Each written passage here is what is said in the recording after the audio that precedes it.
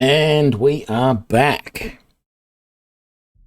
And hopefully this is all set up correctly, named correctly, etc.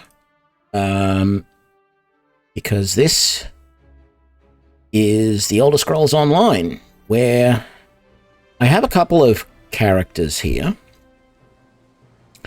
that you'll notice I've got no deletes left. And normally you start with 3 deletes, and then over time you get more, like 1 per day. I've blown through so many characters on this, it's unbelievable since I first started mucking around with it. Most of my characters are orcs or Bretons. I've mucked around with lots of different playthrough, lots of different character styles. I'm not overly impressed with the Warden, I have to say. It's all right, but I actually had a sorcerer archer who I felt was better than the Warden was. Better animal companions, just better abilities and skills and all that sort of stuff overall. The other thing that's a little bit strange, I'm going to start a new character here, and I'm going to call it Ranger Tony DragonKnight. We're going to be an orc. But what we're going to do is, I've noticed one thing, and I've played, as you can see, I've got 2 sorcerers, a warden, and a dragon knight here. Some of the combinations of things that you can do are a little bit weird, right? So it feels to me like some of the characters don't even actually need a weapon, right? So when I use... most of the time when I've got a weapon, I don't actually use light or heavy attacks. I use just purely spam special abilities, right?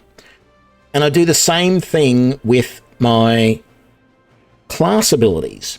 And in particular, the Dragon Knight has class abilities whereby that's almost all you need.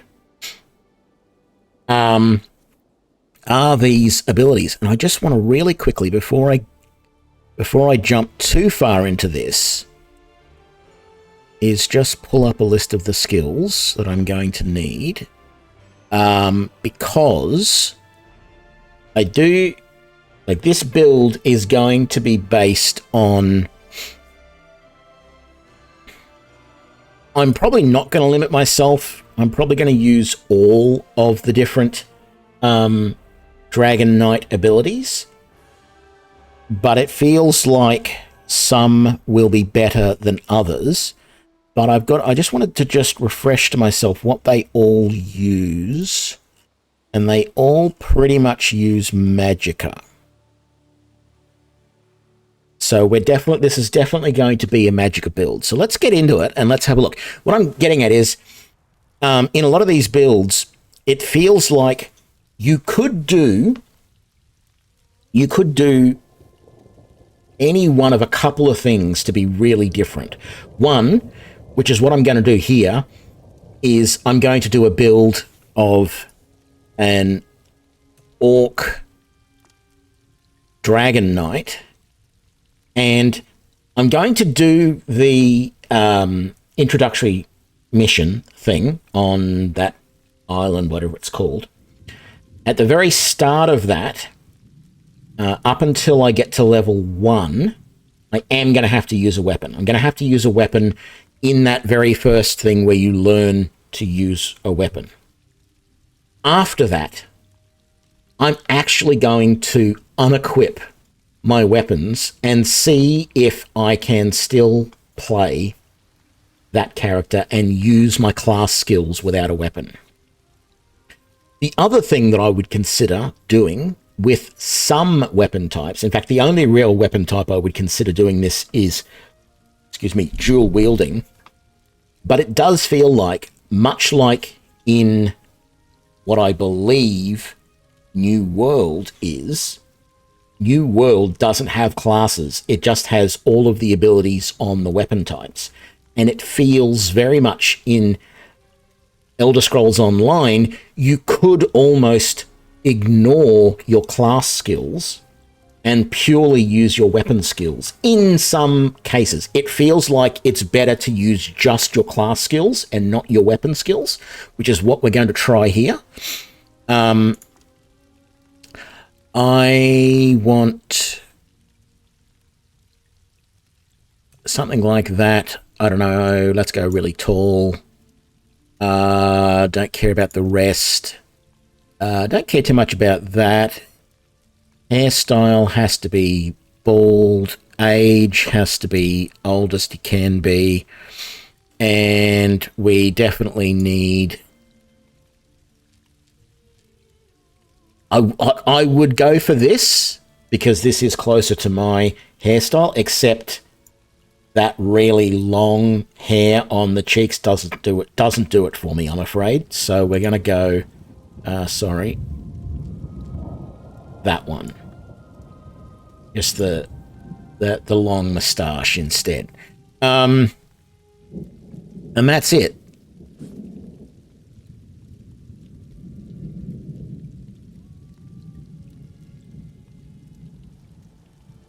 Ranger Tony DragonKnight. And we are going to try and see if we can play this essentially without using weapons after this very first little bit where we have to use weapon to learn how combat works. And once we can level up and assign our first class skill, from then on, we're only going to use class skills. We're not going to use our weapon at all. Because I find that in a lot of cases, with some builds, I just don't use my weapons. And sometimes I will use the special abilities of the weapon, but I won't use normal or light attacks. I'm going to try and just not use my weapons at all. You might. Wise choice.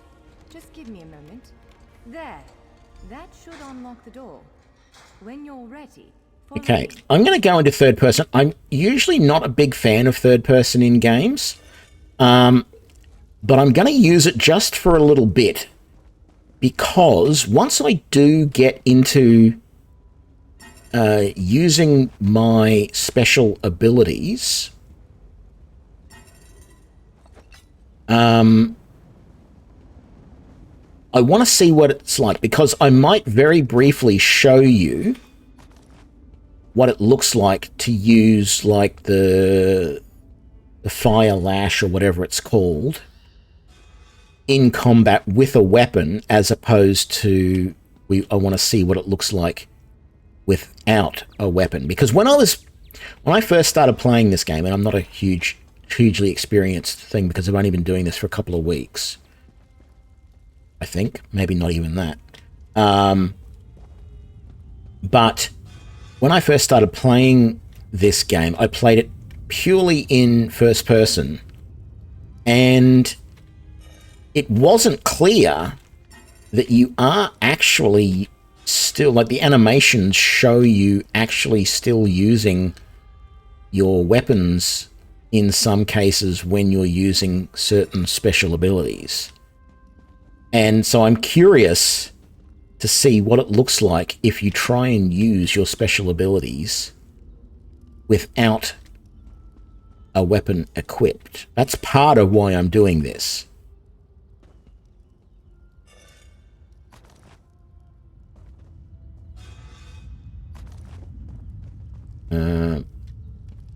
I don't know why well, I do know why I loot this place to begin with. It's really only just to get a few things. The ash and the decorative wax are good if I can find gauntlets and a sash or belt. First up, that is great.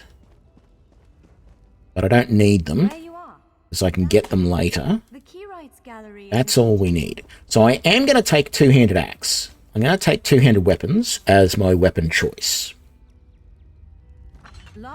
right? That's what I want to be using if I have to use one, at least in this right now. Okay, so we're going to equip that because we have to. We're going to destroy anything we're not going to wear. That's worth money, so we're going to mark that as junk. And the ash and the bones.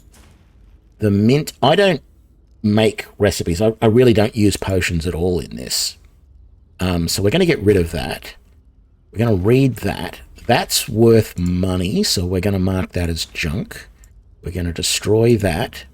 Okay, we have some iron gauntlets, so we're going to put those on. The pewter ring's worth nothing, so we're going to destroy it. And the water's worth nothing, so we're going to destroy that, and we're going to leave the lockpicks as they are.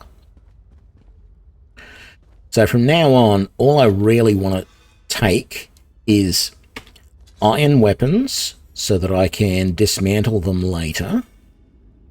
And anything that's going to make me money, like the decorative wax. The natural water I don't want. The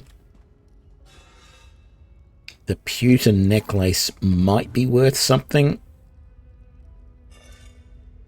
Iron dagger I can dismantle for iron later. The clear water is, I think, worth something. So we'll probably end up marking that as junk. Let's just quickly have a look at that before we get rid of it. Yeah, that is. So we mark that as junk. That wasn't worth anything, so we'll get rid of that, and we've got a pair of iron daggers. You can find iron daggers like that early on. They are good because they're worth... They are better than the ones that you pick up off the bench. They do more damage. So they are worth taking if you're going to dual wield. When I dual wield, I tend to want to dual wield swords. And I would dual wield single-handed axes, which it is possible to do, but the main animation of the main attack that you use is a stabbing motion, and it looks ridiculous when you do it with maces or axes. They haven't changed the animation to make it like a quick slash or anything like that. It's still a stab which with axes or maces just looks ridiculous. Okay, there's a lot more stuff I could search in here, but I'm not going to. We have to fight to get through this, so we are going to do that. This is as good a place as any. Now, prepare yourself while I conjure up a dance partner. Let's begin. Impressive. Well done. Brilliant.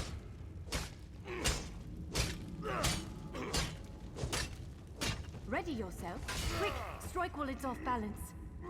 You're unnatural. Block its strike. Give it everything you've got. Raw strength, that. Wonderful. Protect yourself. Use your heaviest attack. Now some foes will try to restrain you. Quickly, break free. Be ready to break free. Prepare yourself. Now press your advantage with a heavy attack. Again, hold its attack. Swiftly now, interrupt it. When your enemy prepares an attack. Good, now destroy it.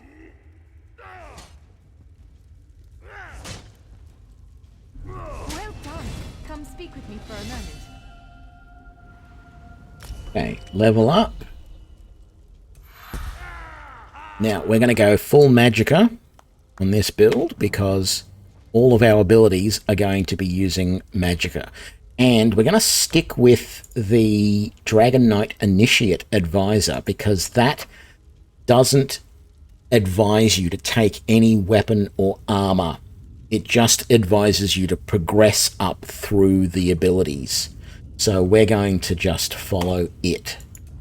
And we're going to take Lava Whip, and that's going to be our only method of attack. So we are going to unequip that axe.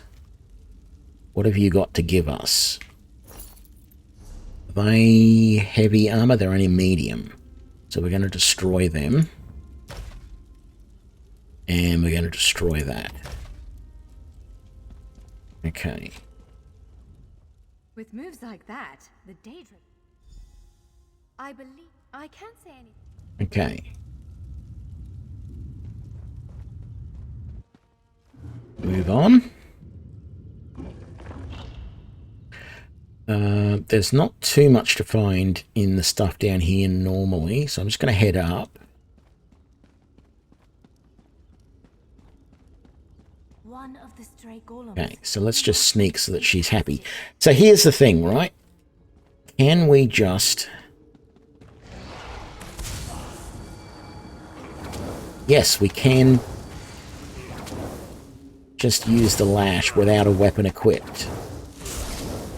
I will show you in a minute what the lash looks like. I never realized that the lash actually worked with the weapon. But we're going to go in here. If you go in through this door, I don't know if you know, but if you go in through this door, there's a whole bunch of weapons and armor. Nothing spectacular. It's all just adjusted to your level. But it's a way to get weapons and armor early game. So, Cuirass, Greaves, Sabatons, we want a helmet, we want pauldrons, we want gauntlets, and we want a girdle. That will give us, and they're all second level, because we are second levels, so they're all the best that we can get. And I'm going to destroy the Traveler's Boots, trousers, and tunic, because they're not worth anything. This stuff we will break down later. Now I will grab one battle axe from there, because it is a better axe than the one that we've got. It does a little bit more damage. Not a huge amount, but it does enough.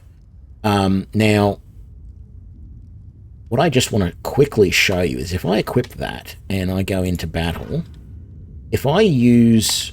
It's not going to let me because I don't have a target. Okay, we've got to go and find a target to attack. When I use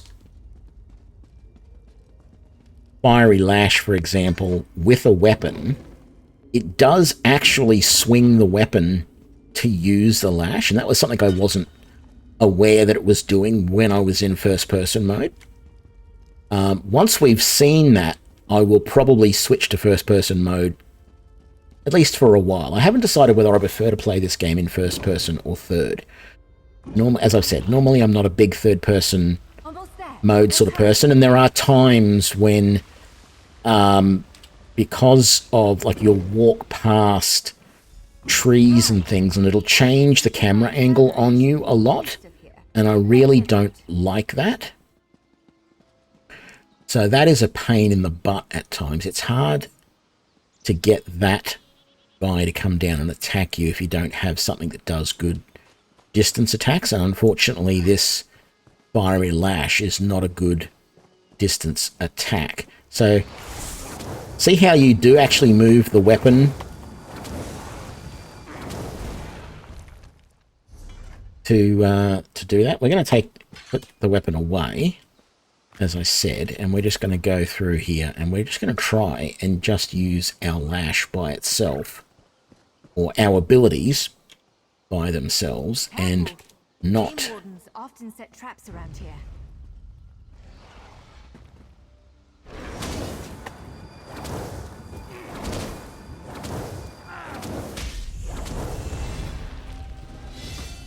Good, we want that level. Why is it not letting me level up?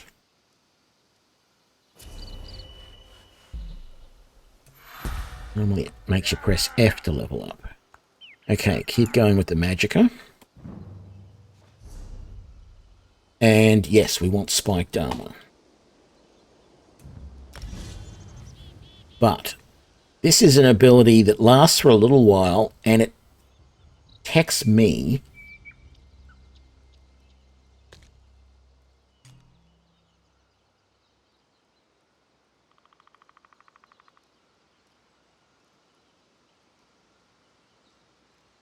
I don't know about... I always thought you could do the F to level up in first person, but maybe you can't. I know it tells you that you can level up. If I take this battle axe now, it should be level 3, and if I can find... Eating Bubbles, thanks for the follow. If I can find any level 3 armor, heavy armor that is, I will take it. And a helm, and a girdle, and gauntlets. That should be most of my armor in level 3 now, which will be nice. I do have a level 3 weapon if I want to use it. Let me just double check. Do I have... Oh, I still got the iron pauldrons, which are those right there. There we go. 3, 3, 3, 3, 3, 3. Beautiful. Everything's level 3. Okay, so the idea now will be, before I go into battle, I hit 5 to get my protection up. The only problem with this is I cannot block. I don't have a weapon. At least I don't think I can block. We will see. The other thing is that when you're playing in first person, you don't realize that things like the dragon armor look like that. And it's actually good to play this in third person because you can then immediately see. You don't have to just rely on the auditory cues to tell you that it's worn off.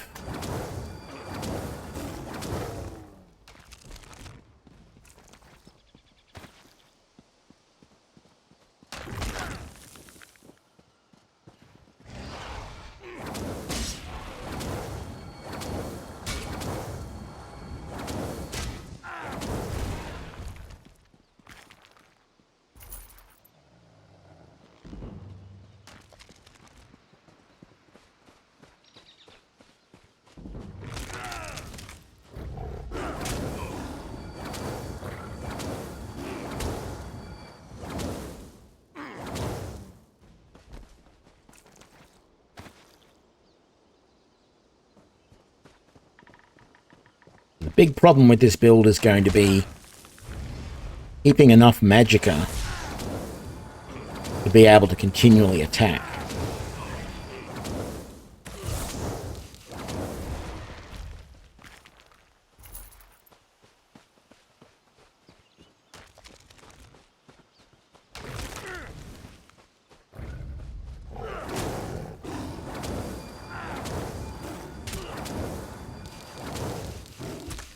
No, this build isn't for PvP. This build is for fun. Just to see if it's feasible to actually play without using a weapon, just using your class skills to get you through.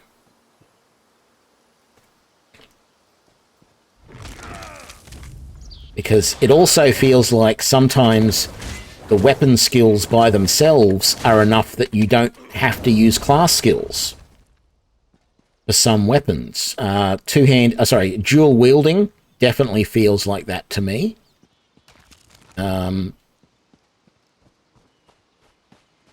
Like when I do a dual wield character, most of the combat is me just spamming the dual wield attack, whatever it is, that first one that you get where you just do multiple stabs.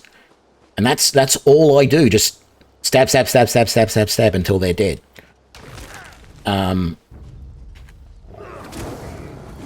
And not all builds, like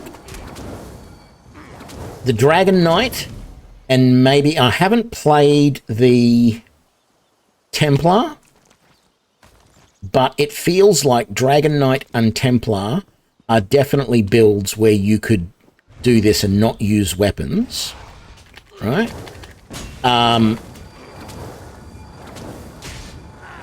Sorcerer, yeah, probably as well.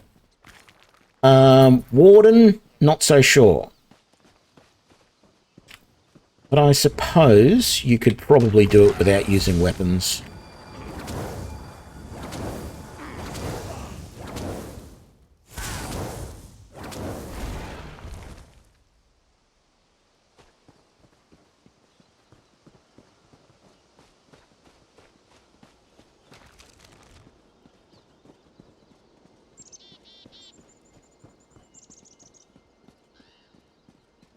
Well, no, I'm finding that the biggest thing I need for this build is Magicka, because that's what all my abilities rely on. And in fact, it looks like most class abilities tend to rely on Magicka, and most weapon abilities tend to rely on stamina. So this build, I will not need anything but Magicka. In fact, if anything, the success of this build will come down to whether I can keep enough Magicka going so that I can use abilities to get through fights. If I'm up against more than a couple of opponents, I think I'm going to be in trouble.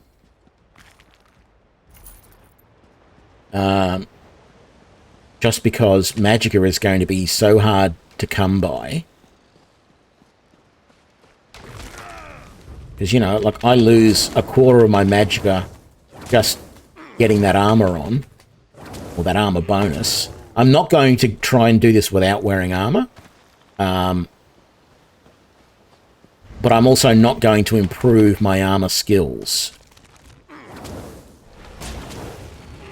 Probably should have dodged there. Some of these boss fights are going to be a little bit tricky as well, I would think.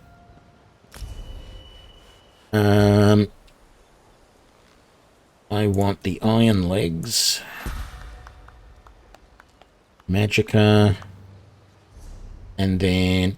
I actually don't think Stone Fist is all that great. In fact, I don't like it at all. I'm tempted not to take it.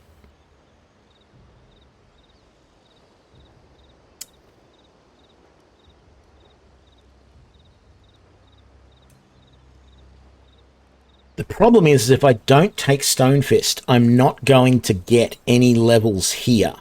But then Molten Weapons is not going to be any use to me. Obsidian Shield will be useful, but it's going to take a long time to get there. Yeah, I hate Stone Fist as well.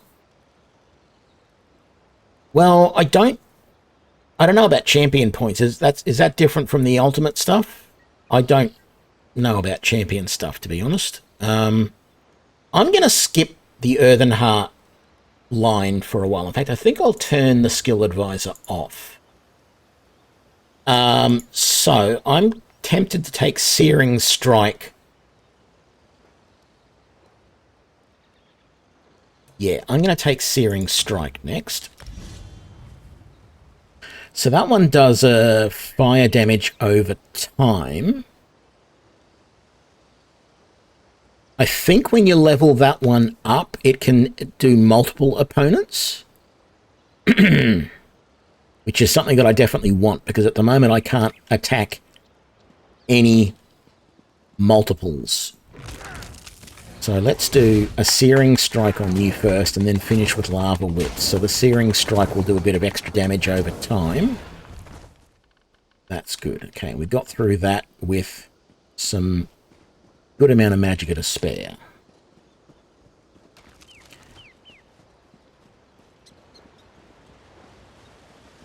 I'm assuming champion points are a pretty high level thing, are they? Or are they a pay to win thing? Because I've only bought the base game, I haven't bought any expansions or anything.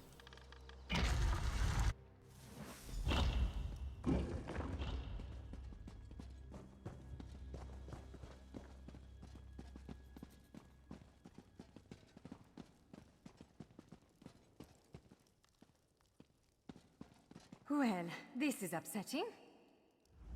Jeffers. Giant clusters. It's a monstrous sentinel called a gog. Okay, let's go and get us the Sky Shard. Any heavy 4th level armor here?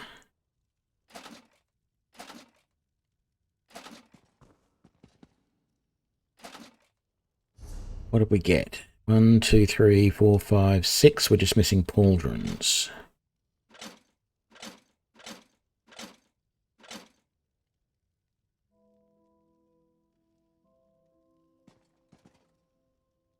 Any sign of Those are epaulets. What about this side?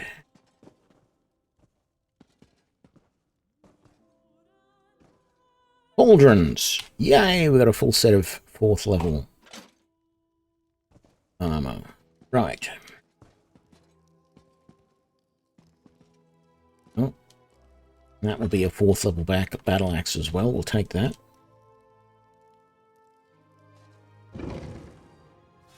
All right. Do you see that vault to the south? The sky shard is there.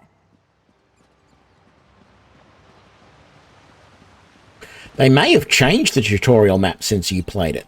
I've played games that have done that. Anarchy Online was the big one that I think I've played 3 different tutorial maps on that game over the years. Okay, let's get There it is, the sky shard. our armor ready.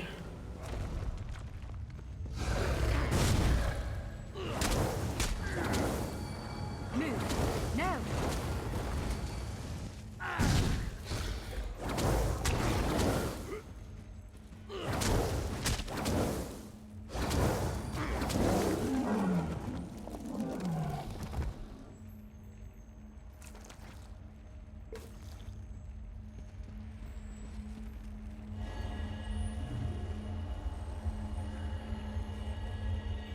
What?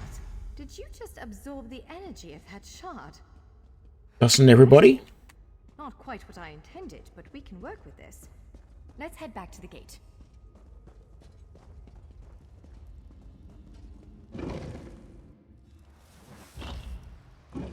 Yeah, you do start in a cell here.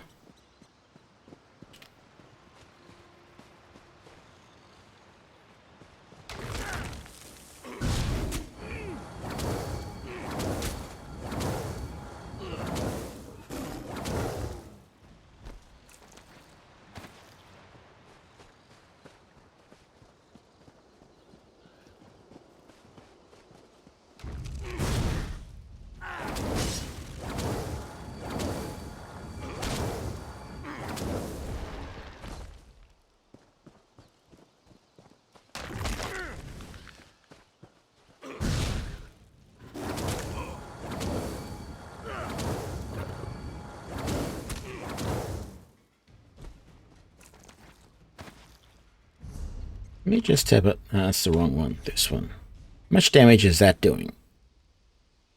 An additional 3,000 over 10 seconds. Wow. Okay. Hit problem is they don't last 10 seconds and they're dead, so...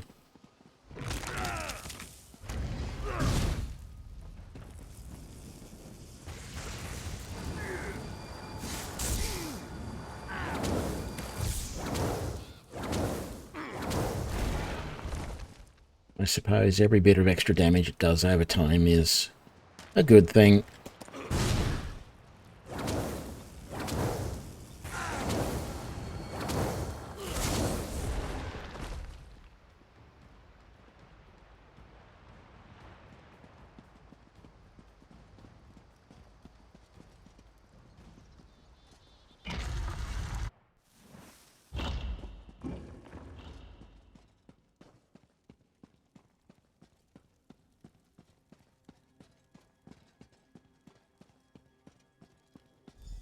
All right, moment of truth. Focus on the sky shard aperture. With any luck, it'll respond to the power you absorbed and unlock the gate.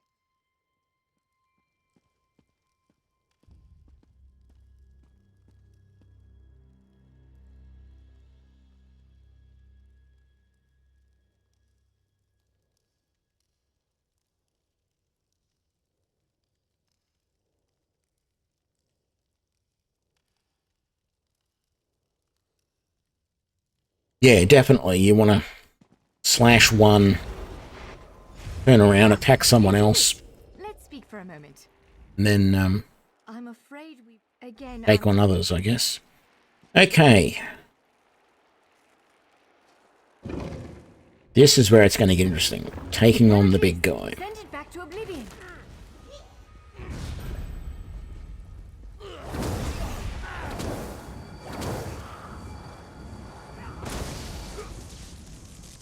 I feel like dodging in first person doesn't seem to work quite as well.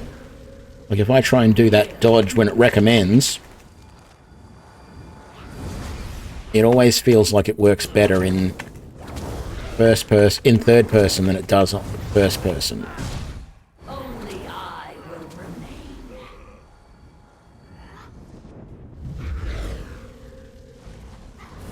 Come on, I just broke free of that. What cannot die.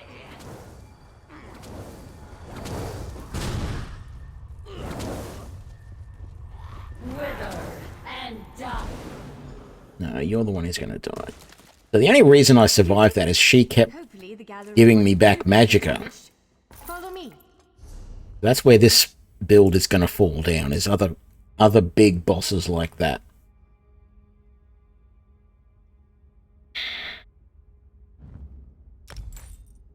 Let's see. Mark that as junk. Keep that. Mark that as junk. And the rest is all good. Oh, I should be wearing them.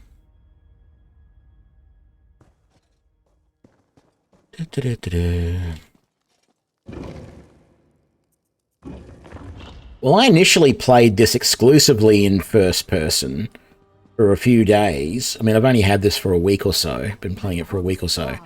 But then I started playing it in third person and sort of got used to it. But there are times, like when you run close to things like that, and it rapidly changes the view, that really just bugs the hell out of me when I'm playing in third person, to the point where I start feeling like I should go back to first person, because you don't have that vision problem when you're in first person. But there are advantages to playing it in third person, because as I said, when I do, you know, that, for example, I can see that that is still on me when it, because I'm in third person. Once that ability disappears, it's not as obvious, particularly when I'm in the middle of combat, and you can't always hear that it's worn off. All of them at first, but enough to reach most of Tamriel.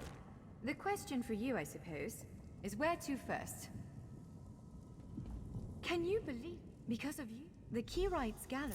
So, have you chosen where to go? What? Okay, so let's open the box.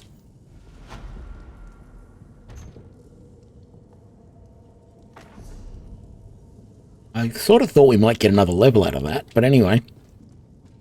We did get a skill point. So I don't know if I'm going to use Dark Talons much. Oh, there is the Ignite ability, isn't there? Yeah.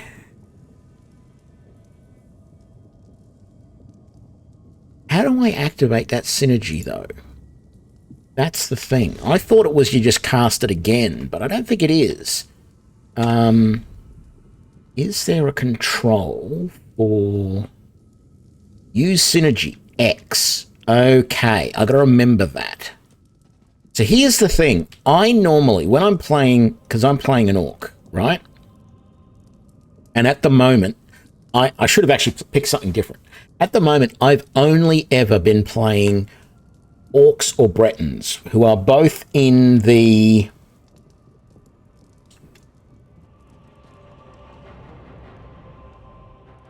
It's a fascinating island with rich whatever this one, the Daggerfall Covenant. Alas, it's been largely overrun by pirates. So I've always gone to Stros Mackay here as my starting place, but I'm wondering if I should go somewhere else, just for something different. A Khajiiti Isle with emerging. So that's the old Dairy Dominion storyline.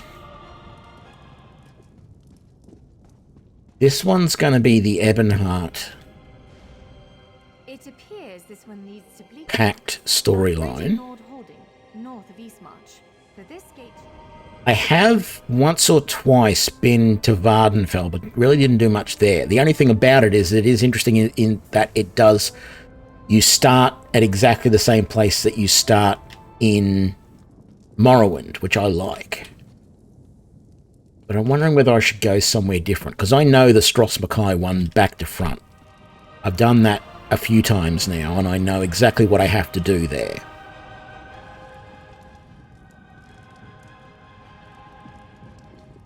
But maybe I should do something different.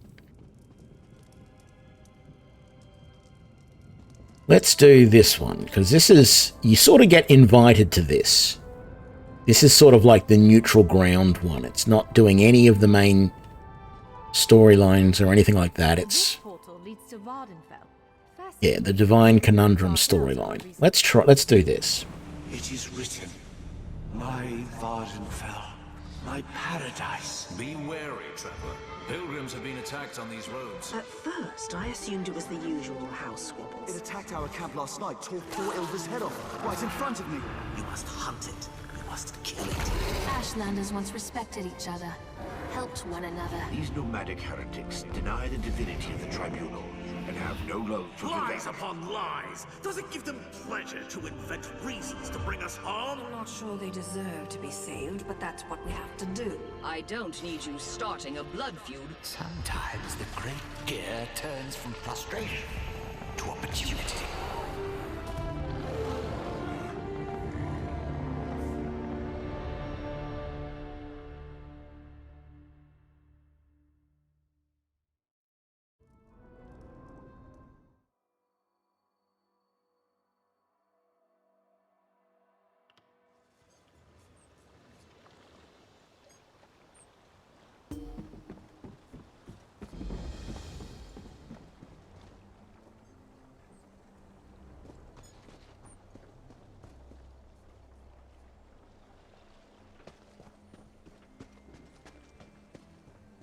Please, someone, we need... There's an armiger injured on the road outside Seydanin. So much blood. I'm not exactly sure.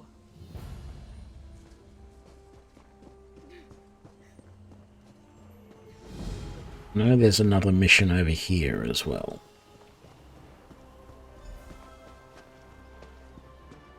Outlander, a word. By order of the Deputy Governor of Seydanin, which happens to be me, the lighthouse is closed until further notice. On the other hand, I need someone without ties to the area to look into a matter for me. It seems the lighthouse was broken into.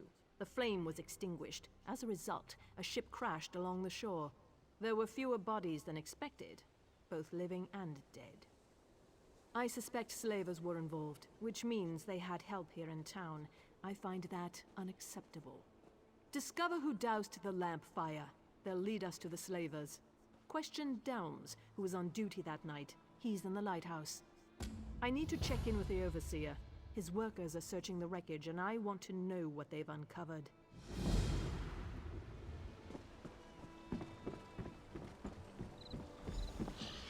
One thing I don't know is I am very, very familiar in Stross Mackay, where all of the, like, ore is and all that sort of stuff to build myself better armor, etc. I've got no idea where that is here in Vardenfell, so that's going to be a little bit of a nuisance.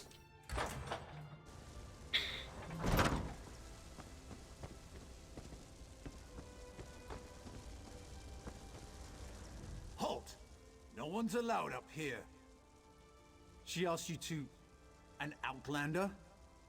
Isn't it enough she stuck me up here to guard the flame indefinitely? Findon sent a barrel of his finest ale for Watch Captain Bethes's birthday. Powerful stuff. One cup and we could barely keep our eyes open. The entire regiment was knocked on its collective arse. When I came to my senses, I saw that the fire had gone out. Look, once I heard the crash along the shore, it was all I could do to get moving and raise the alarm. Cherish's water loves to loiter near the lighthouse. Maybe she noticed something. Well, I know that that is... Cherish's water is...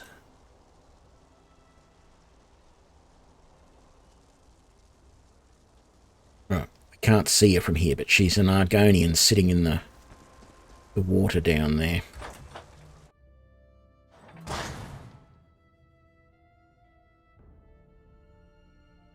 Both. I don't know where the iron nodes or where any of the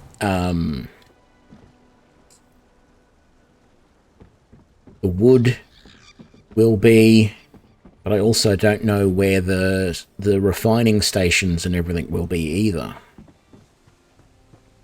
So, I mean, I'm going to be keeping an eye out for nodes around the place, but I don't know if they look different from what they do in Stros Mackay either. So, I've just got to keep an eye out for things, I suppose.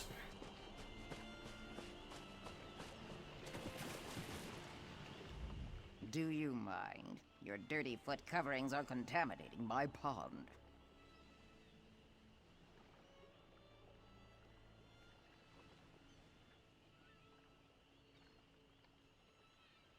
Yeah, I'm aware of my storage having, my bank having everything from the other characters, and that's fine. I do have a fair bit of stuff banked up. It's more finding where all the nodes are for mining. So direct you are. It makes my tongue wither and the answers dry up in my mouth. Go and bother someone else with your... Now you insist. Finden collects it from us. So I have done this little bit of quest before, and I find it strange because Cherish's Water refuses to tell me what she knows unless I bring her Finden special blend for her pond. I can gather some where the sea tide meets the swamp water, or I can buy it from Finden's goods. I tried looking on the map to see where this was.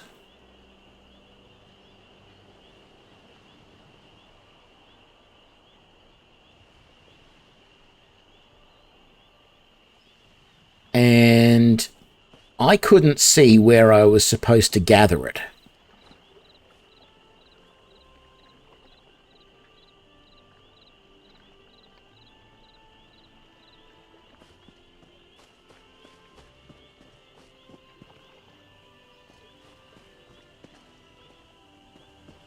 So I don't know if you can actually gather the stuff or not, because that's pointing...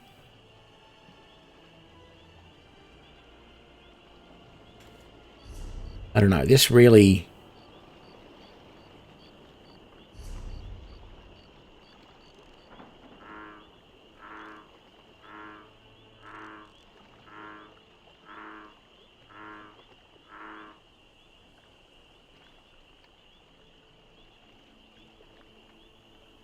So it sort of feels like the place to gather it is somewhere over this way. Maybe it's around behind here. I had been over this way before to try and see if I could find it.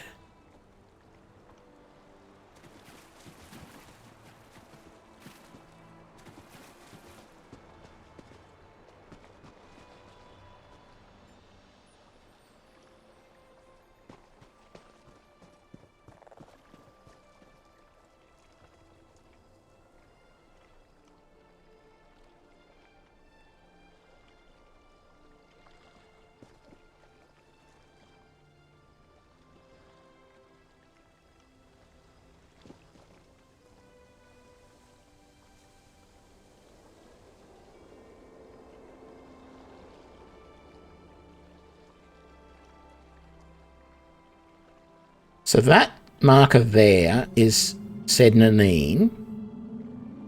That marker there is purchase the special blend from Finden. That's the Way Shrine.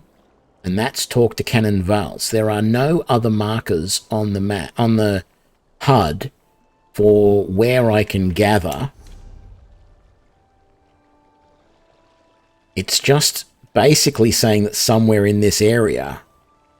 It did sort of look like when I went back to here and went like that, it sort of looks like it's just over here. The problem is that spot looks like it's actually on land, not... And it looks like it's about here somewhere.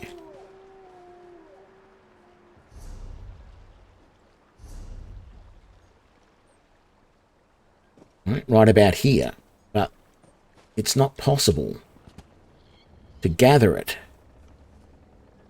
from here anywhere. So the only option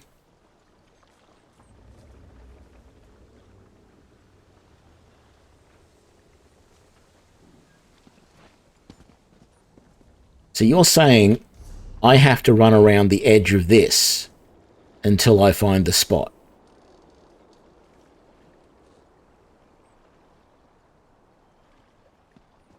Well, that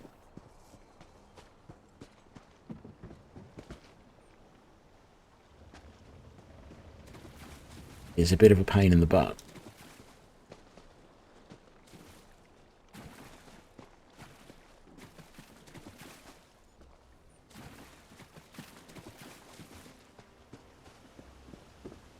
Am I going to be able...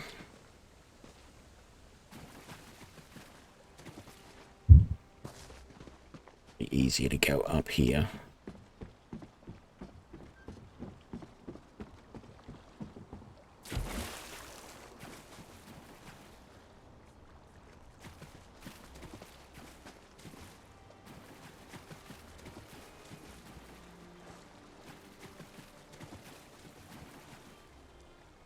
That's a saltwater fishing hole.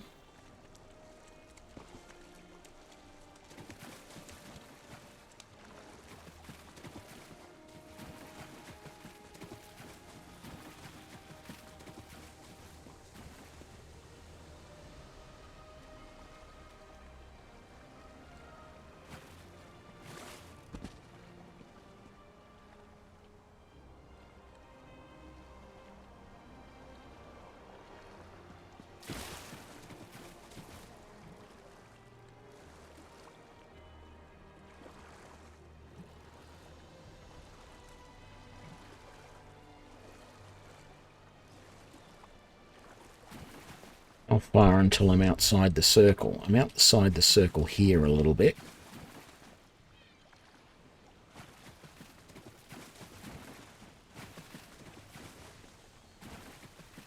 I mean, it sort of feels like if there's anywhere that it's going to be in an area like this, is what it sort of feels like. But this is outside the circle now.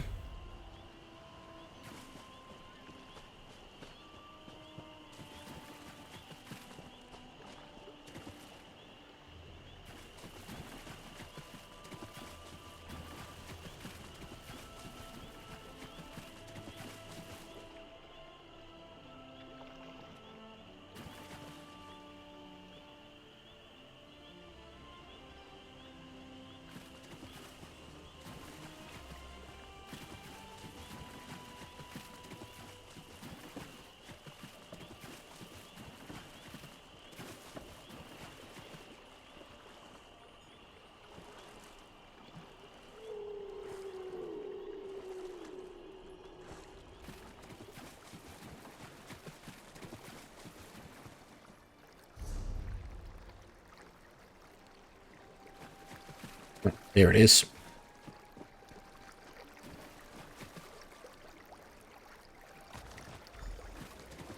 Okay, so it is possible to do without having to pay for it. That's good to know.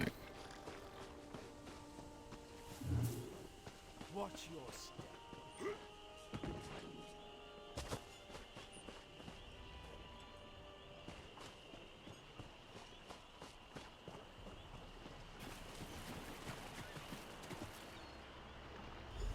Ah, that feels much better.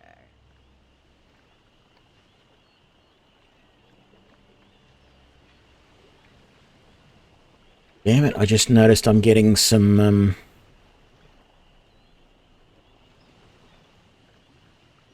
bad, frames again. Some... Not the best bit rate.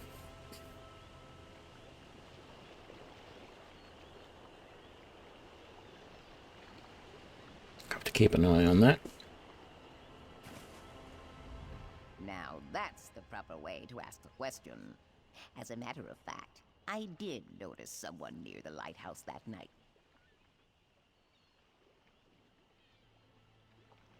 You keep asking the wrong question. I did not see anyone that night. I felt them. They made ripples in the water. I felt them stop by the tree that overlooks my pond. Then they moved off towards the lighthouse. Look to the tree. No, it's not. It's not ESO. It's OBS.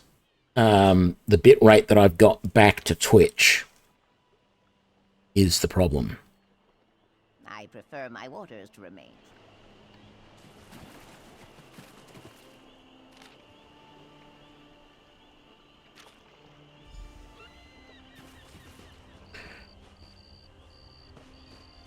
I love this. The very first place, when I first did this quest the first time, the very first place I went to ask about this was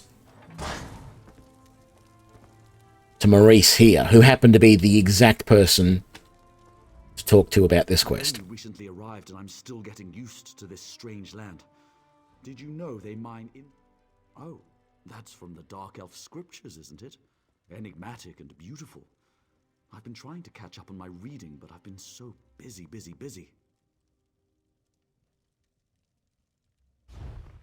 So let's sell all of our junk and repair everything. I really need a...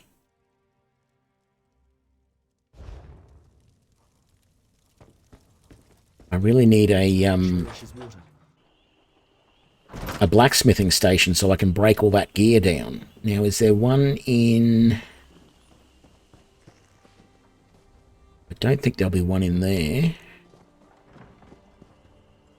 Can't remember which buildings are which. So that's locked. Let's go in here. I haven't actually... This was the first place I went, the very first time I played the game.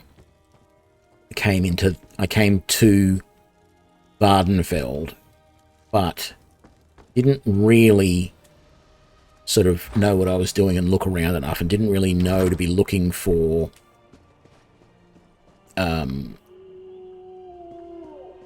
crafting stations and stuff. There's supposed to be an upstairs of there, because when you're playing in Morrowind, you can go in through that door there, or you can come around this side here and you go upstairs. I know this is also set like, I don't know, 1200 years or something before. It's set quite a significant amount of time in the past.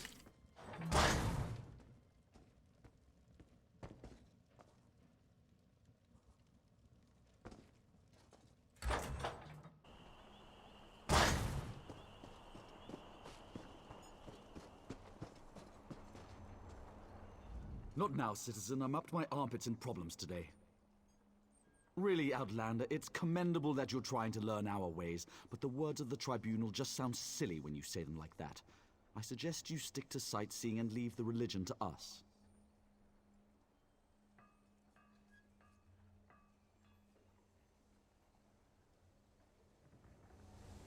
Oh, yes, I forgot. Okay, I'll have to find the Sky Shard. I'm not sure where it is here, but I did forget to come in here and talk to the person who does know. Welcome to our shop. Feel free to look around. Keep it down. We don't want to attract undue attention. But what happened? I thought I was supposed to go to the drop. You didn't come all this way just to give me my reward, did you? Already? Let me see. Oh, it's beautiful.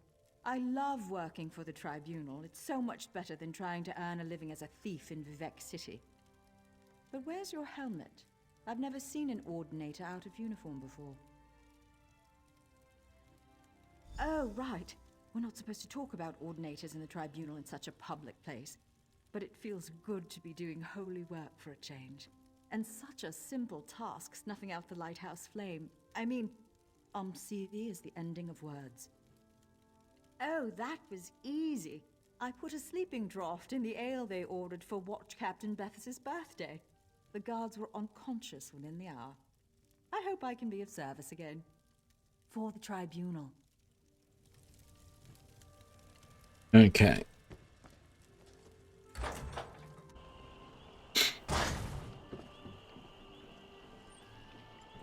My eyes look red to you.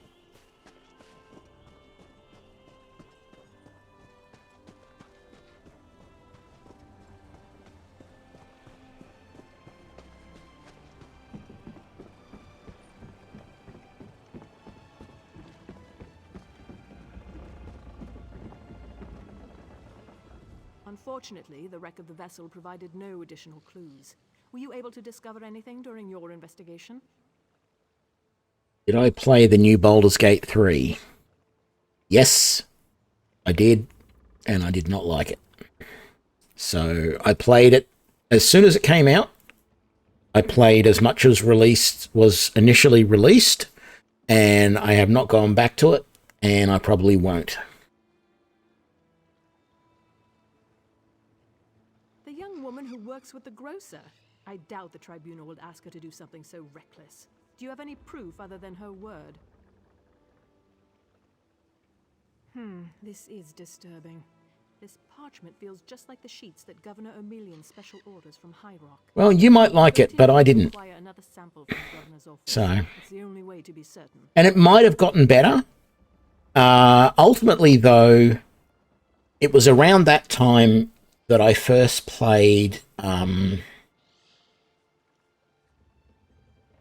Divinity Original Sin 1. Just because I said, okay, Baldur's Gate 3 is coming out. It's made by Larian Studios. They made Divinity Original Sin 1. I'll give that a try. Hated it. Absolutely hated it. Every fight in Divinity Original Sin 1 felt like even on the default level, not the easiest level, but the default level, actually, no, there is no difficulties in... Yeah, I don't think there is a difficulty setting. But every single fight felt like it was just ridiculously hard. And you had to have intimate knowledge of the opponents that you were doing. You were always up against... Yeah, I didn't like it. All right? So then when Baldur's Gate 3 came out, I played it, and it was the similar sort of thing. Like, there are cases where you go into fights, and even though there's 4 of you in your party, you are outnumbered by opponents 2 to 1, and, you know, like, your character...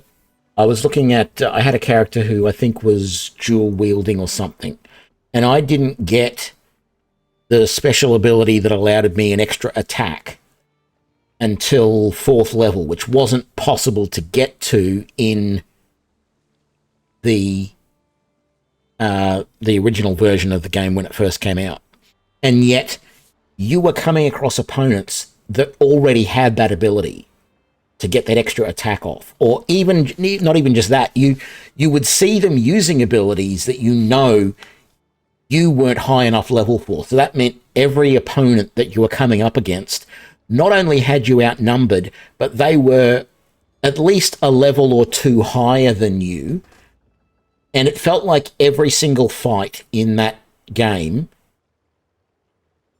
there was no way to do any of them first time. You would fail every combat, it felt like, the first time you did them. Maybe not every single combat, but the significant ones. Like, in the start of the game, in the intro, there's, you know, several fights you get through. They're not all that hard, but there are fights there that if you're not against a single opponent that's fairly simple, every other fight in that game is...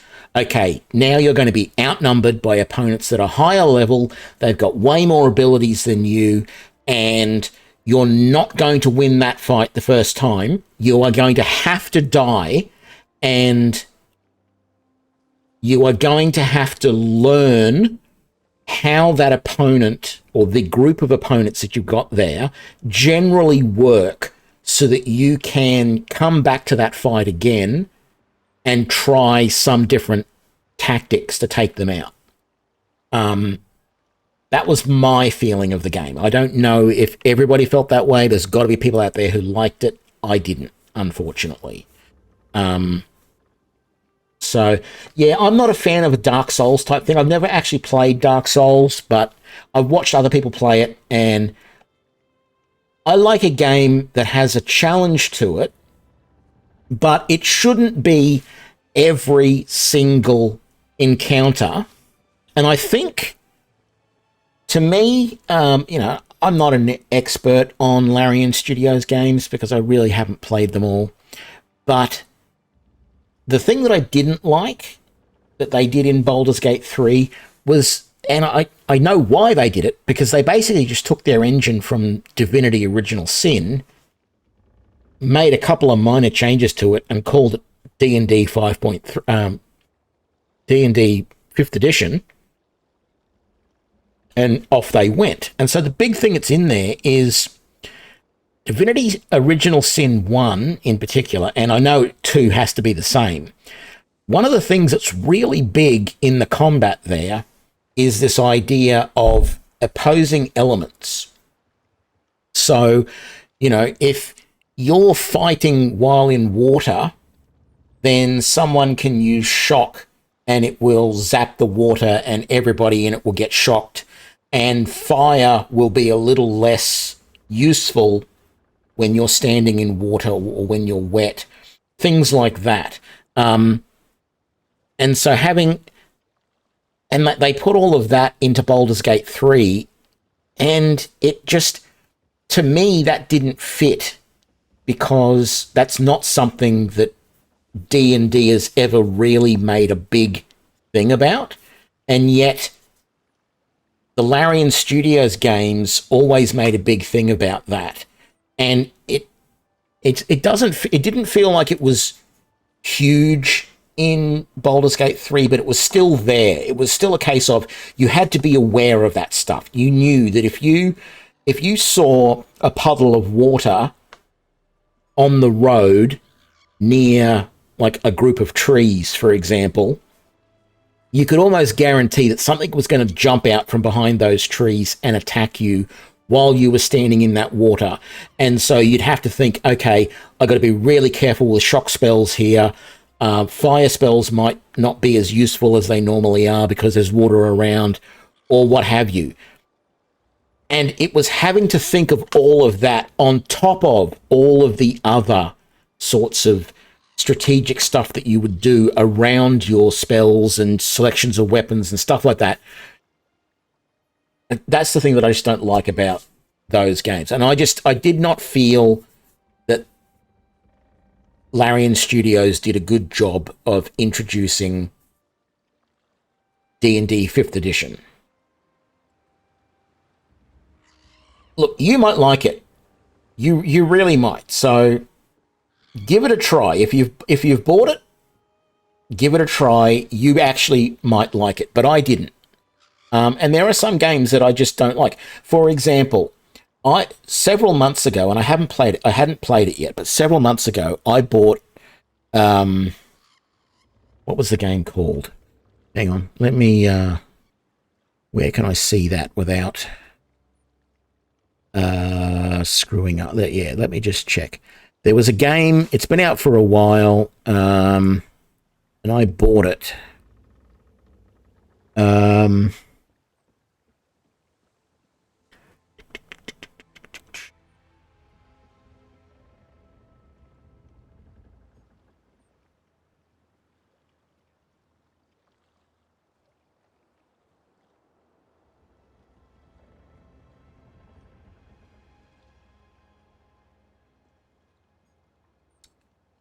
Oh, Greedfall, was it? Was that the name of it?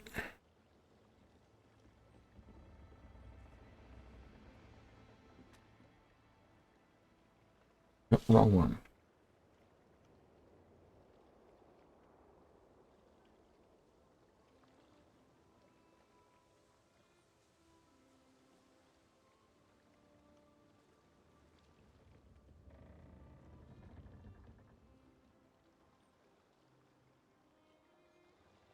Yeah, Greedfall. Right? So I bought that game. Thought it looked interesting, even though I'm not big on the fantasy genre when they start bringing guns in. But a couple of weeks ago, I thought I'll give it a try. Got to the start the game, you get into the first thing and it's tutorial combat. And I just get my ass handed to me. I'm looking at it going, what the hell just happened? There's like both mouse buttons plus 2 or 3 different key combinations that you have to use. And it was just like, whoa. And the combat tutorial went past so fast. And I'm just like, I'm never going to remember all of this. This is just too hard for me. And I basically, I did that. I did the combat tutorial twice as 2 different character playthroughs, 2 different starts within the space of, half an hour. I did it a second time to see, will I be any better if I pick a different character? Because the first one I picked was like dual wielding or something. And you start with just this tiny little dagger thing.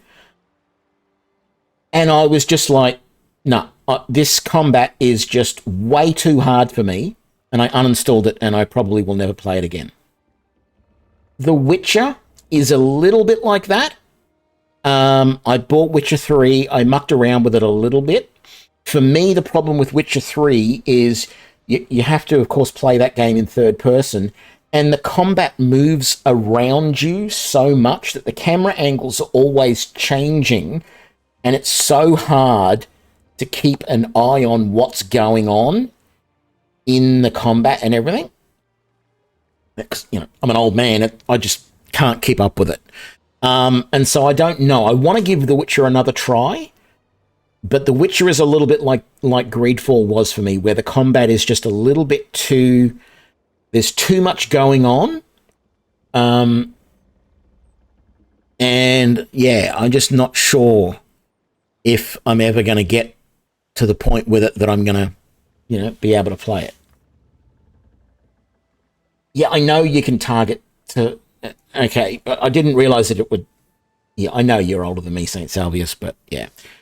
Up here, I feel like I'm too old to play some of those games. The problem, you say, yep, you can target it, and that stops that. Well, that's really nice. Targeting would be really good, but then I forget which key it is that targets things. If the game would automatically target and just stick with one and then I could move it, it's getting used to the huge number of things that happen. And I don't mind if there's games where the combat starts easy and over time gets more complicated. But to get thrown in the case of Greedfall, where, as I said, I think there was... You had both mouse buttons, and then I think there was a key and a mouse button did something, but there was a total of like 3 or 4 different keys plus both mouse buttons that enabled you to do different things in combat. And I'm just looking at it and going, this is just... I don't have a problem in games like this where, you've got special abilities that you can use and you just have the buttons 1, 2, 3, 4, whatever. Don't have a problem with that. But when it's just plain old combat, and hey, I'm 48 and still feel like I'm 15. So, there's a bit of that going on. But yeah, I just, at times, too many controls, just, it loses me, and I don't... Not if I don't want... I'm just not... He keeps it in his private quarters. I'm not interested in that. The problem I've got with this game is the problem that I've brought up in other games before. The fact that this is now forcing me to go and steal something from somebody in the main quest line. What happens if I don't want to? There is absolutely no way for me to complete this quest without sneaking into this, doing stealth, and stealing something. Now, I don't get a I don't get a bounty here, I don't believe, unless I get discovered and attacked. So I've got to wait for this guy to move. There we go.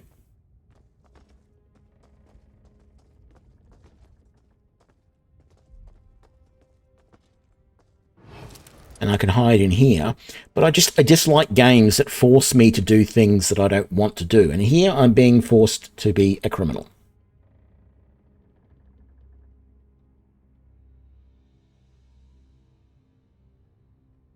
Well, they taught me how to sneak in the preview thing. I had to sneak up behind or sneak past that guy that was in front of the door. The fact that I'm supposed to exit the hiding spot here now and sneak around the corner.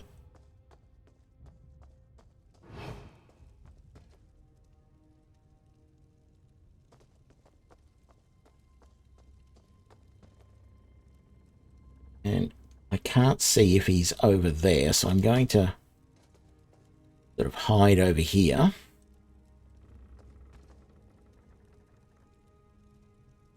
I can't remember how far he comes down this way. So he comes to there.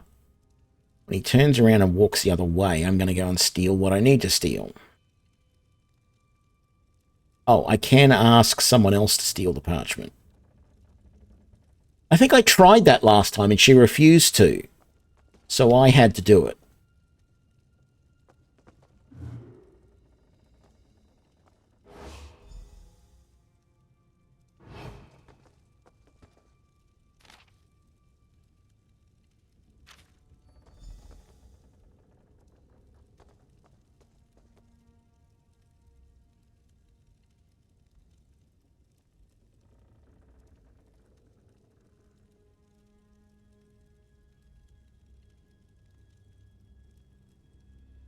Oh, okay. Well, I just like where I don't like games where they put all this moral stuff in there where they want you to be evil for whatever reason. So the other reason why I don't like Baldur's Gate 3. Although I will say the one good thing about Baldur's Gate 3 over something like I don't know, what's the other game that I'm thinking of? One of the problems I have with Baldur's Gate 3, well, a lot of games these days, is they want you to be... God damn it.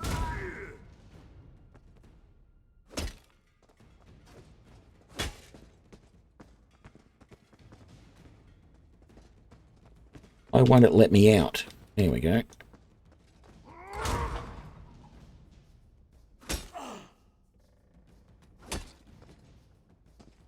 You're kidding me. I've got to kill this guy, whether I want to or not.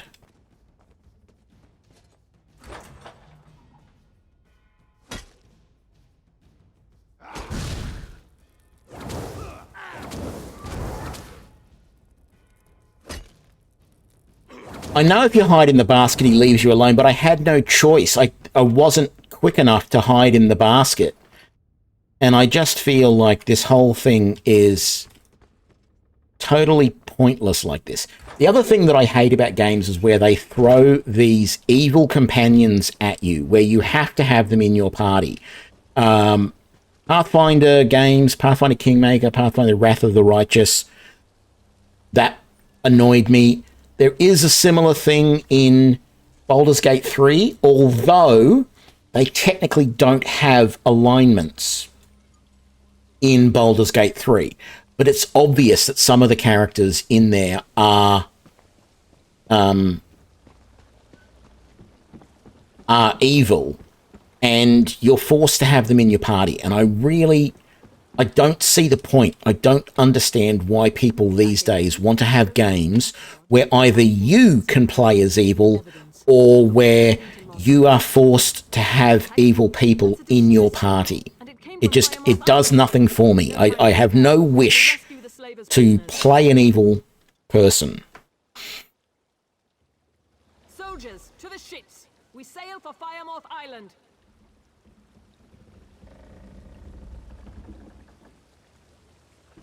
Oh, I've got to go down here and click on the wheel, don't I?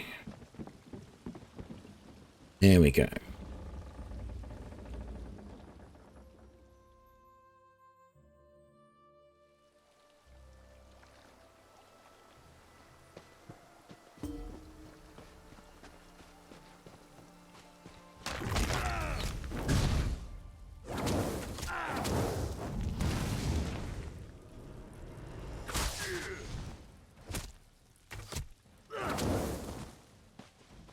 Hey, I thought...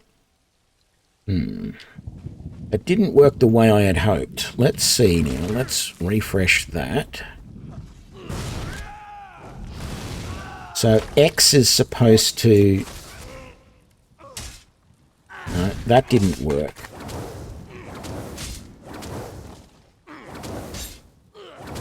So I can't use the synergy of my own ability. That doesn't make sense. Okay.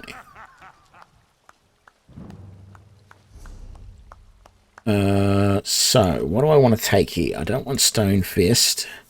Lava Whip.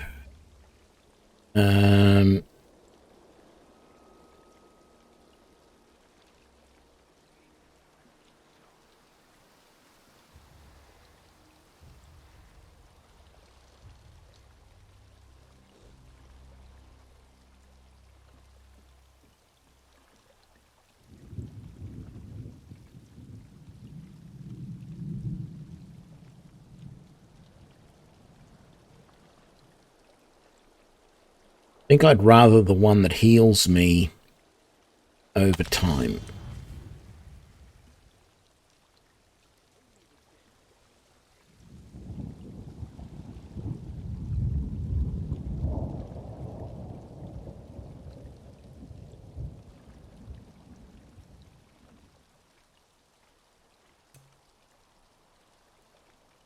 Problem is the Dark Talon says that an ally nearby the Talons can activate the Ignite synergy.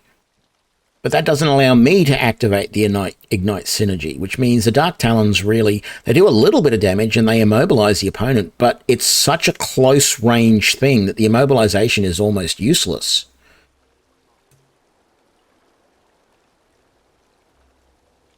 And I don't have any passive abilities I can take here just yet.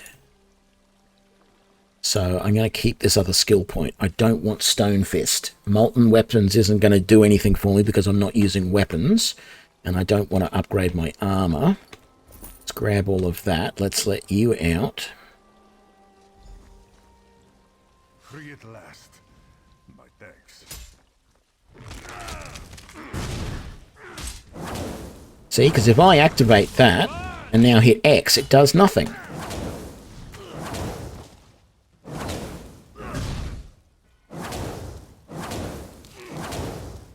Spike armor can now be morphed. Let's do that then. What can that be morphed to?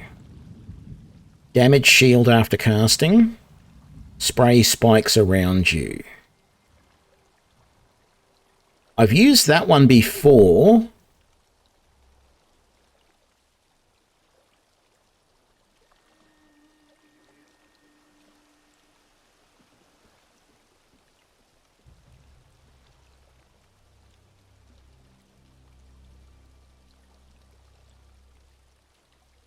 That does sound useful, but usually I'm not that close. But I'm going to start trying to use that in close of opponents.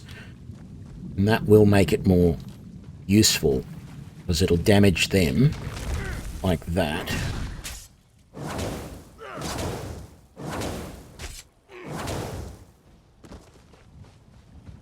There we go. Rescue you. All good.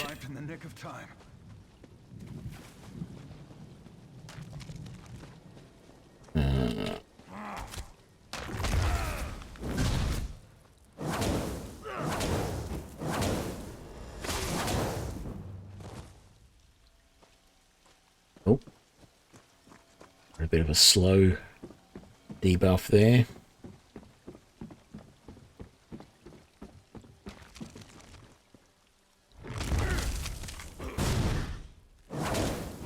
Yeah, I'm not really planning on using this in PvP, so... As I said, it's mostly just a bit of fun to see what I can actually do with this, if it is really possible to play without any weapons.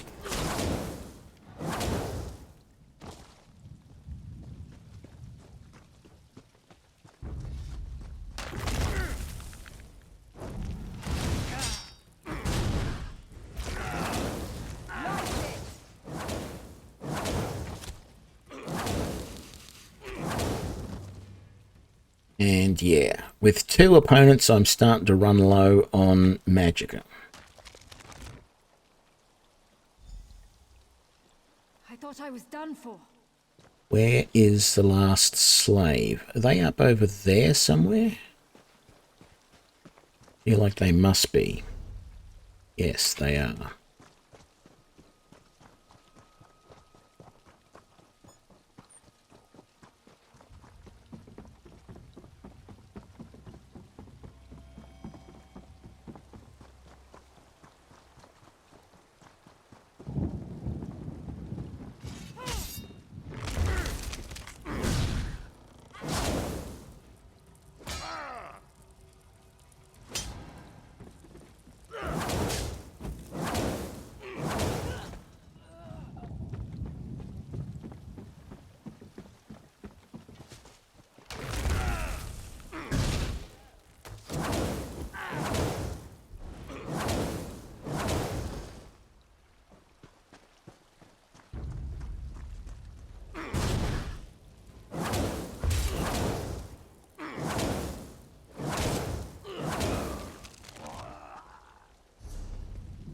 Yeah, I probably do have some here.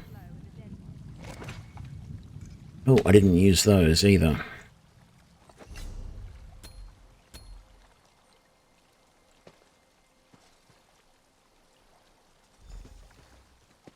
My eternal thanks.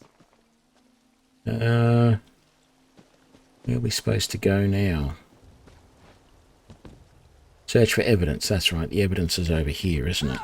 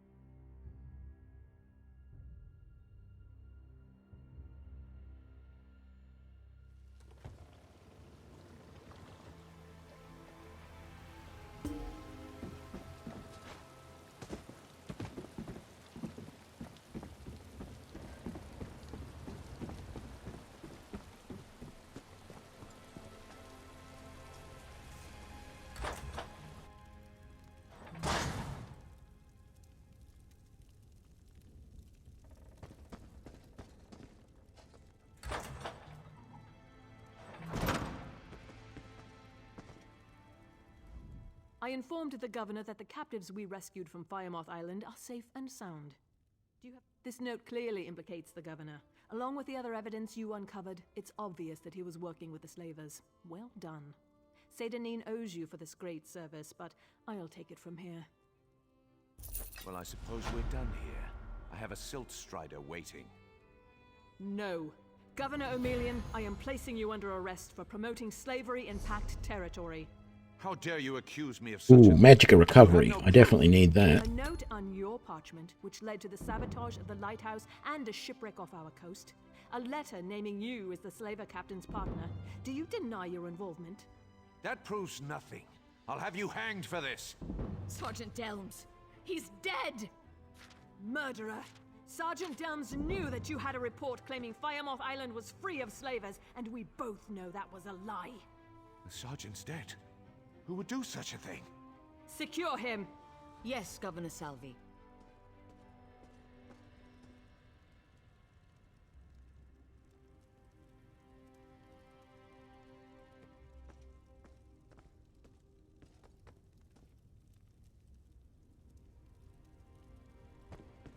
Oh, we're done there. I'm not in EU, I'm in NA as well.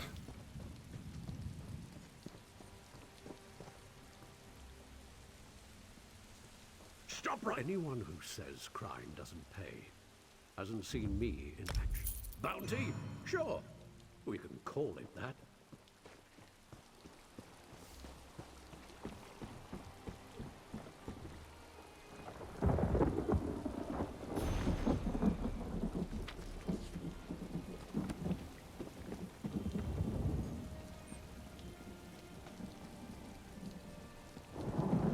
Thanks, but I'll be alright.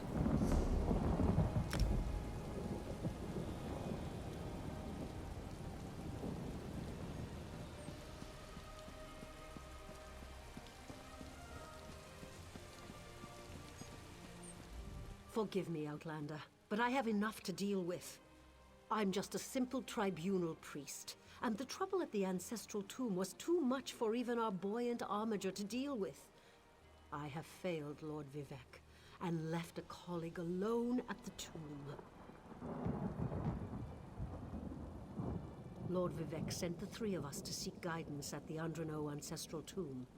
We were attacked when we got there, and our guard was seriously hurt. I barely got her to safety, but we failed to complete the mission Lord Vivec bestowed upon us. Canon Levoul. He remained behind after we retreated from the tomb. I know he wants to get back inside and ask Lord Vivec's questions, but there's no way he can get past the Daedra, or ask the questions on his own. May the three grant him wisdom. Kaiser, what's wrong? Someone help! Why, the three! First a wounded armiger, now this! By dawn and dusk, evil creeps through the shadows of my beloved Vardenfell.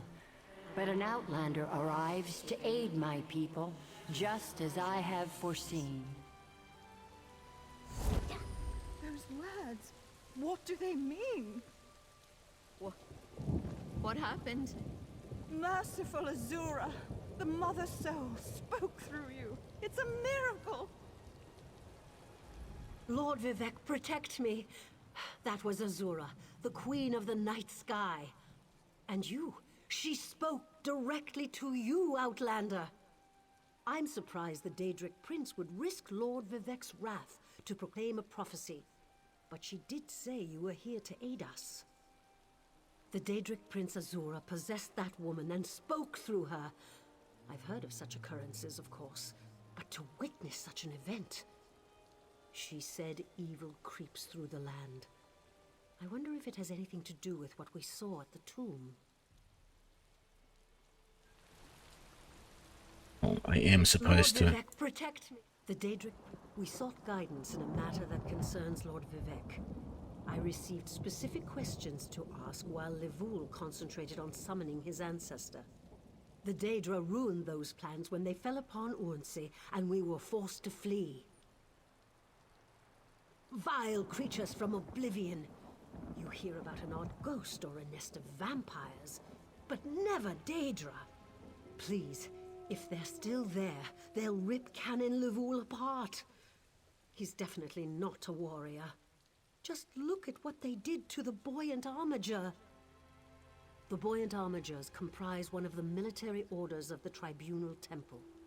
They seek to emulate Lord Vivec's deeds through actions and words. Poor Urnsey. Those monsters went straight for her. Her blood flowed like lava from Red Mountain. Where are you from? Children learn of Red Mountain before they even taste Flynn. The mountain sits at the center of Vardenfell, periodically rumbling like a sleeping Nyx shaking its leg. Lately, however, it seems to be waking from its long slumber. Azura is the cruel but wise Daedric Prince of Dawn and Dusk. She's one of the good Daedra, for what that's worth. But for her to speak through an innocent means something terrible is about to happen. Why else would she dare Lord Vivec's wrath?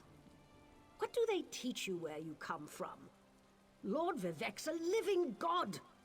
Azura is merely the anticipation of Sothasil.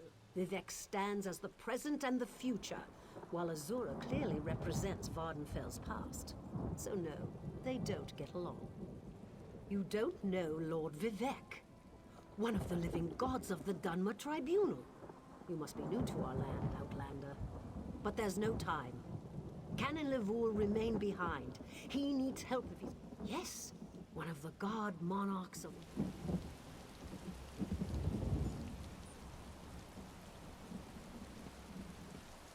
Don't see the sky shard anywhere.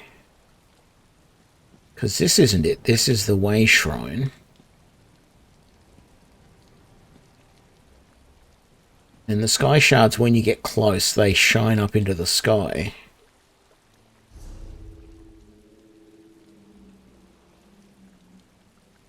There's 15 way shrines. Oh my god.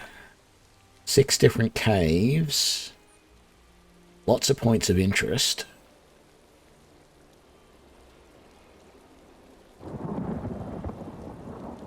"18 sky shards."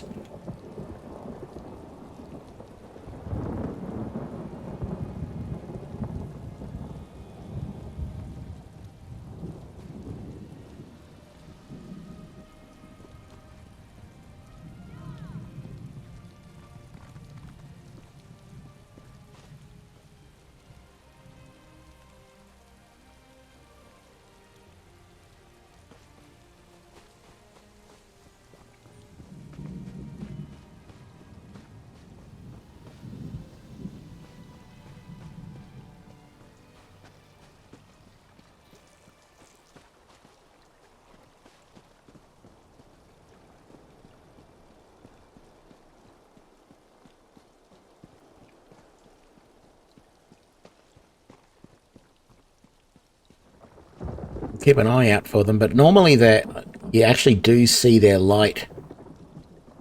Or at least when I've seen them in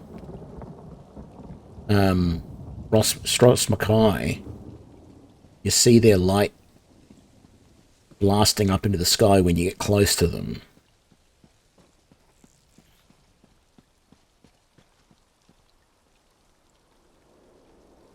So hopefully I will see the same here.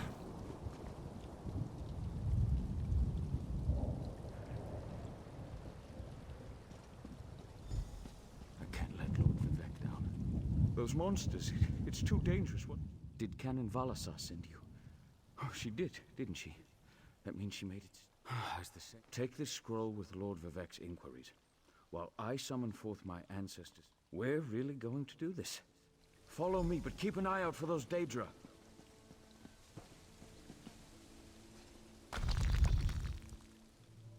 Okay, I'll have a look when I've finished here. Careful. The creatures attacked as soon as we entered the Hall of Remembrance.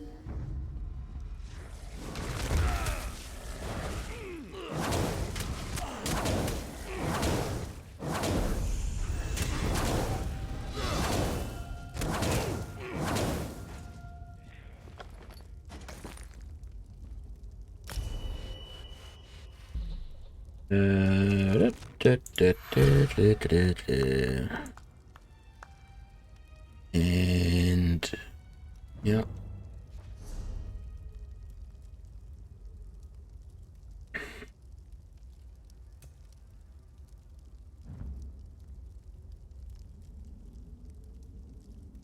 Converting that to a stamina ability might be interesting.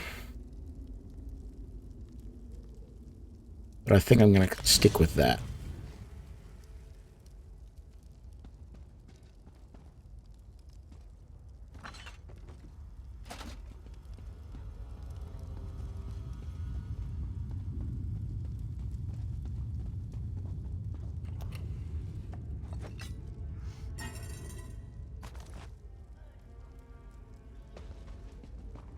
Nothing in those.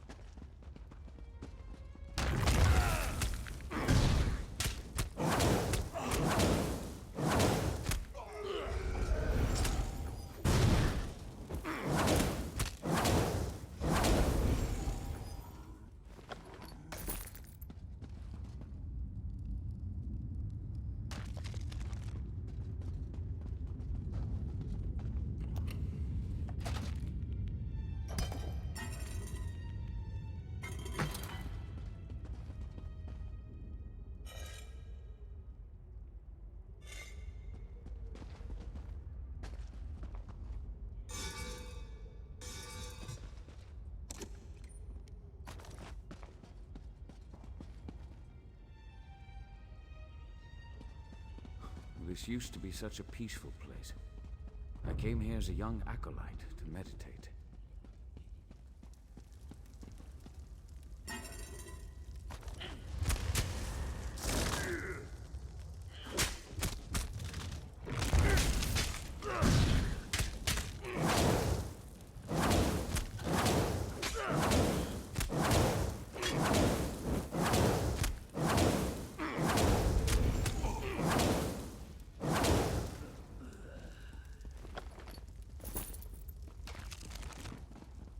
That was fun.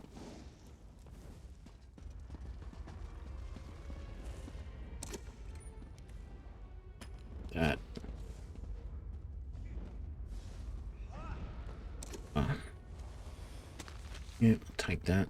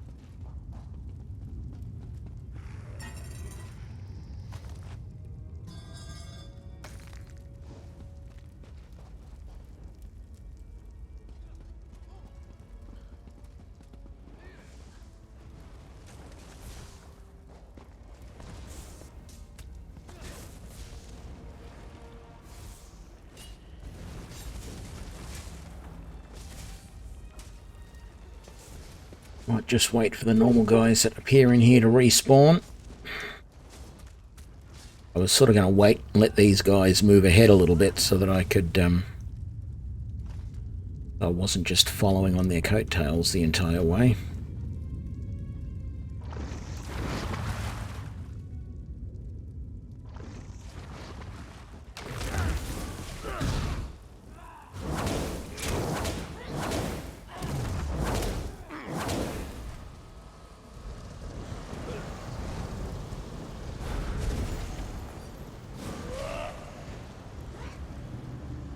Wasn't close enough.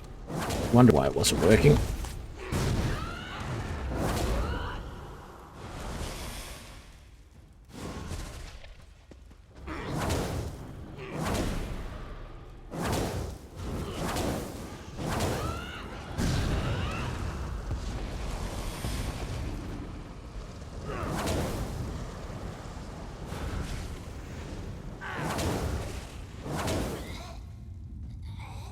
Well, that was fun.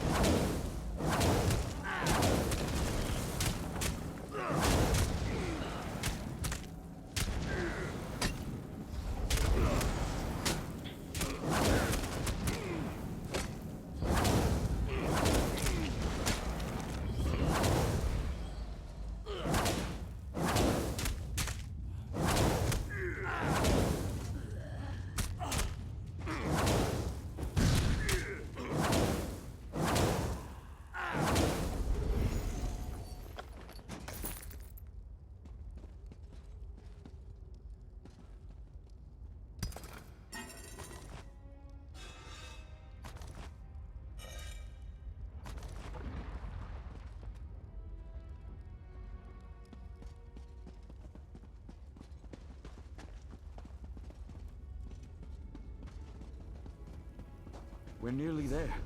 Then we can summon my ancestor.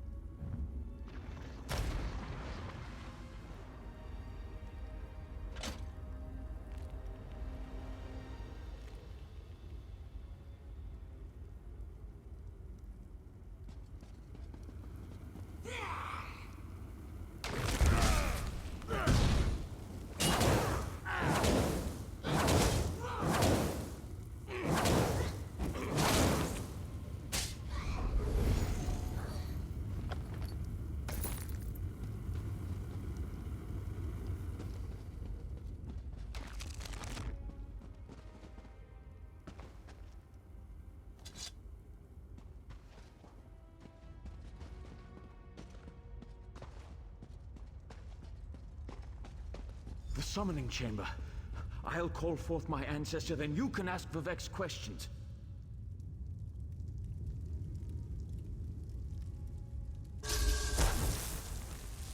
Hasn't my rest been disturbed enough by those filthy Daedra? Why do you summon me, Descendant? My Lord Vivek has inquiries that only you can answer, my lady. My companion will present them with your permission. The warrior poet? Very well. Ask Vivek's questions. I've said it before, but like, you know, here they are talking about those dirty Daedra. And yet, as a wizard, as a magic user, a sorcerer, as they call it, in this game, what do? There is an entire skill tree. Summon Daedra. Or Daedric summoning, or whatever it's called. It's like, it doesn't make sense. Everybody is so against it, and yet it's one of the skill trees. In fact, I've said it before. The Summon Daedra skill tree in the Sorcerer, in my opinion, is better than the command animal or animal companion, whatever it's called, in the Warden tree. If you want to play with an animal companion, play a Sorcerer rather than a Warden. Despite the fact that it's basically demon worship. You're summoning demons. It makes no sense, but it's better. You get your summon earlier than you do in the animal companion line as a warden. And it's a better companion all round. It makes no sense to me. And even the ultimate is better. The ultimate summons a Storm Atronach. Doesn't last very long, or it lasts, a little while, but it's very powerful. I don't know, you don't get your actual animal companion as a warden until you get that skill tree up to like level 14. And the other skills, all they do is, have birds swoop down or beetles come up out of the ground or whatever. It's not like, oh, here's a wolf companion that will stay with you for a while, and then later on we'll upgrade it to something else, or even start at something smaller than a wolf, a fox, or whatever. And then eventually you get up to the bear, and maybe even something bigger than that. But no, that's not it. No, enough of me complaining about that. Ah, Lord Vivek always had a way with words.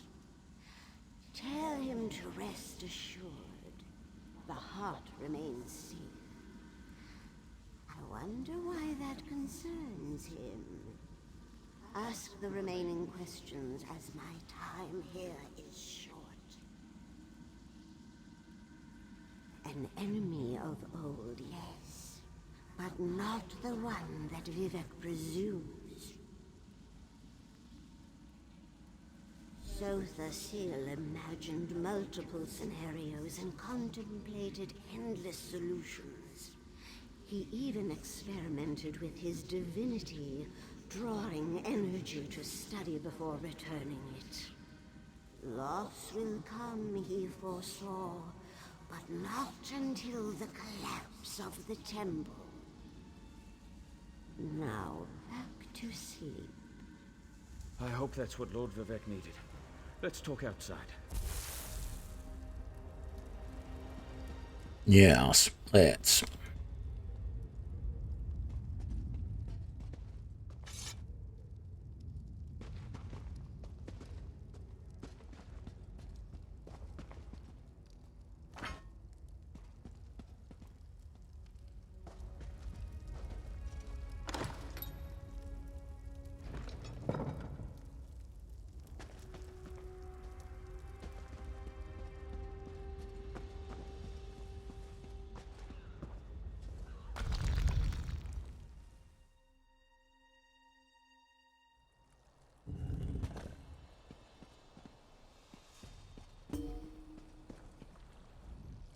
Thank you for helping me complete my task. Now, I need to return to Vivek City. Have you been there? Oh, it's amazing. Ziggurats rising out of the water, the moonlit hanging in the sky above. You should meet me there so I can introduce you to Lord Vivek. Oh, just between us, I understood neither the questions asked nor the answers received. Not that I expected you. Some things aren't meant for mortal minds. That's another reason for you to come to Vivek City, to help me explain what my ancestors said. Excellent. I just need to make a quick stop in Saint-Denis to check on my original traveling companions. When you get to Vivek City, head right to the palace and I'll meet you there. I know that I'll be along shortly. When you get to Vivek City, head directly for Lord Vivek's palace. Once there,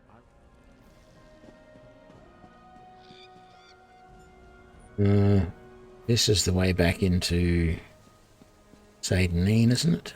Yes, it looks it.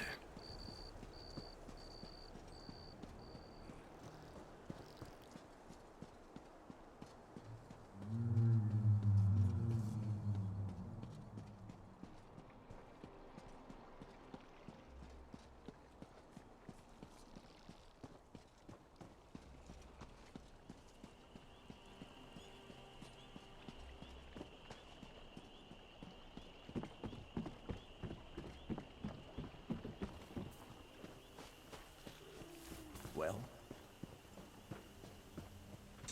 Ah, there it is. I know how to get to that. Go in through the governor's office. Out to the census and exercise courtyard.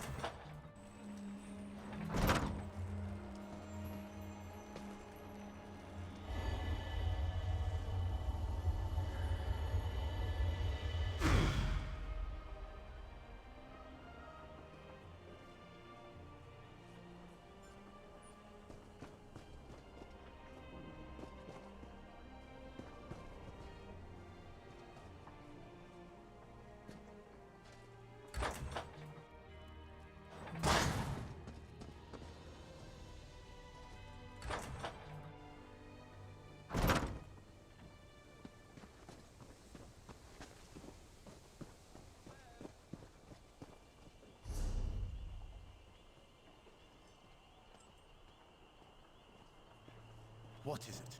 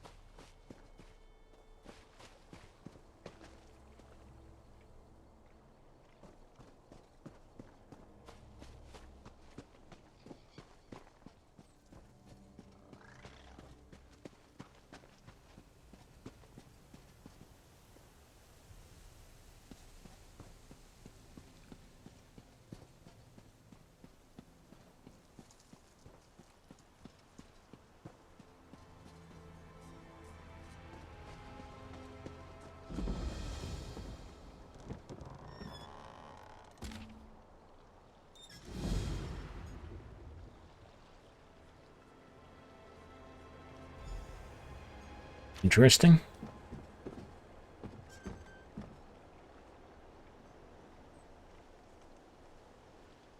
Silt Strider there.